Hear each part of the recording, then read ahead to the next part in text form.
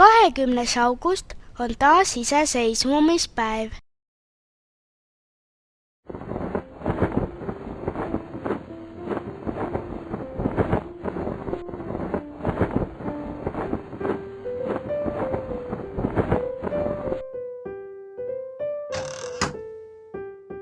Miks täna leht lehvib?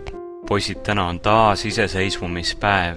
Mida see taas iseseisvumine tähendab? Kas Eesti ei olnudki vahepeal iseseisev? Nii see kahjuks oli tõesti.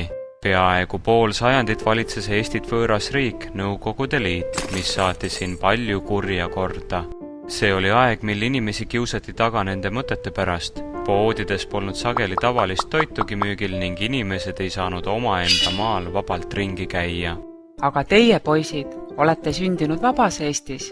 Teil tuleb kaitsta ja hoida meie esivanemate raskelt kätte võidetud vabadust ja oma riiki.